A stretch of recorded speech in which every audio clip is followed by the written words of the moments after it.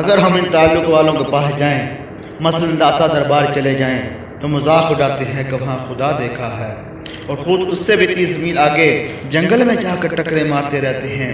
ہمیں کہتے ہیں جب خدا ہر جگہ ہے تو درباروں پہ جانے کا کیا فائدہ؟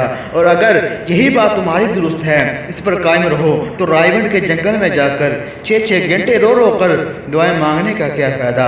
سن لو، ہم ولیوں کو خدا سمجھ کر ان کے پاس نہیں جاتے، بلکہ صرف یہ عرض کرنے جاتے ہیں کہ جہاں تک آپ کی پہنچ ہے ہماری نہیں ہے، اس لیے آپ کی زبان سے اپنی بات کروانے آئے ہیں، تاکہ خدا تعالیٰ آپ کی زبان سے نکلی ہوئی بات رد نہ فرمائے، ورنہ شفا تو اللہ ہی دیتا ہے، مگر حکیم کے پاس جانے کو کوئی بھی شرک نہیں کہتا۔ سبزہ موسم بہار میں ہی اگتا ہے اور اللہ ہی اگاتا ہے، مگر بند الربیع البقل موسم بہار نے سبزہ اگایا کو کوئی بھی شرک نہیں کہتا۔ جب کہنے والا مسلمان ہو اور اللہ تعالیٰ ہی کو مؤثر حقیقی مانتا ہو، جب اللہ تعالیٰ موسم بہار میں سبزہ اگانے کا اثر رکھ دے تو شرک نہیں، اپنے ولی کی دعا میں کسی بے اولاد کی گود ہری کرنے کا اثر رکھ دے تو کیا بعید ہے؟ اللہ کے ولی انسانی خزاں کے لیے بہار ہوتے ہیں، وہ حقیقت عقلیہ ہے، یہ مجاز عقلی دونوں جائز ہے۔ تم خزاں میں بیج کیوں نہیں بوتے کہ بہار سے پھل مانگتے ہو، جبکہ اللہ تو ایک ہی ہے جو بہار ہو کر خزاں لا الہ الا اللہ کی شان والا ہے، مگر اس نے موسم بہار ہی میں سبزہ اگانے کی طاقت رکھتی ہے۔ تو انسان تو سارے ہی ہیں، مگر اللہ نے نگاہ ولی میں یہ طاقت رکھی ہے، نگاہ ولی میں یہ تصویر دیکھی، بدلتی ہزاروں کی تقدیر دیکھی۔ یہ کہنا کہ نہیں یخلقو ذباباً کہ ولی اللہ مکھی بھی نہیں بنا سکتے، شاید اس لیے ہے کہ تمہیں مکھیوں سے بڑا پیار ہے، کیونکہ وہ غلاست پہ بیٹھتی ہے نا، اور تمہارے اندر بھی نجس عقیدے بڑے ہوئے ہیں، جن میں سے کچھ نہ کچھ کبھی نہ کبھی کہیں نہ کہیں اگل دیتے ہو۔ ولی اللہ مکھیاں بنانے نہیں آتے، بندوں کو خدا سے، امتیوں کو مصطفیٰ سے ملاتے ہیں، یہ تانگے ٹونے نہیں بلکہ ٹوٹے ہوئے دلوں کو جوڑنے کے لیے آتے ہیں، ورنہ مکھی کیا شے ہے؟ خدا کے بندے تو کی کیا شان ہے کہ شان کے مالک ہوتے ہیں۔ اگر تم کہو کہ یہ تو بإذن اللہ ہے، پھر بتاؤ جو شرک تھا اللہ نے اس کی اجازت دی کیوں؟ اگر شفا طبیب المعزیز کہنا صحیح ہے کہ در حقیقت میں من جانب اللہ ہے، تو یا غوث اعظم مدد کہنا بھی صحیح ہے، کیونکہ مدد من جانب اللہ ہی ہے، یا پھر کیوں بیمار کو ڈاکٹروں کے پاس اور امریکہ اور لندن لے جا کر میت خراب نہ کیا کرو، کیونکہ وہاں کوئی اور خدا تو نہیں ہے؟ یا کیا جو وہاں چلا جائے اس کے نام مننے کی ضمانت ہے؟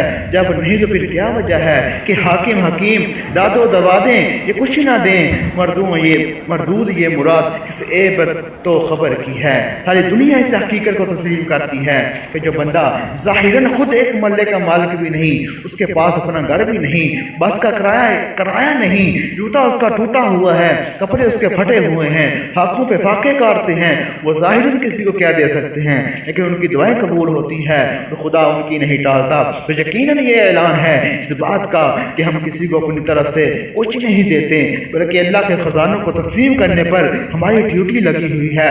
اس نے ہمیں اپنی شان شخا کا مظہر بنایا ہوا ہے، دیتا وہی ہے، بس نام ہمارا ہو جاتا ہے۔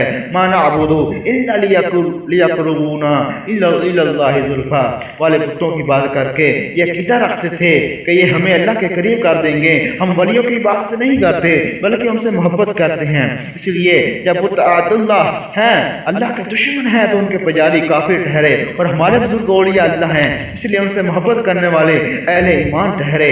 انہوں نے ان چیزوں کو وسیلہ بنایا جو خدا کو ناپسند تھی۔ یہ شرک فی رسالت تھا کہ رسول کے ہوتے ہوئے بتوں کو وسیلہ بنا رہے تھے۔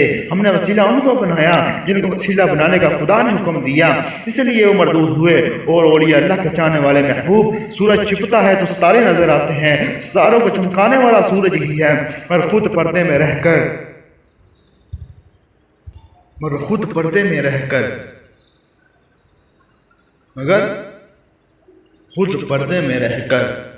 چمکا رہا ہے۔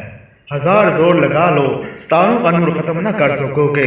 در نبوت بند ہوا تو در ولایت کھل گیا۔ حضور جو کہ آسمان نبوت کے آفتاب ہیں، پردے میں رہ کر ولیوں کو چمکا رہے ہیں۔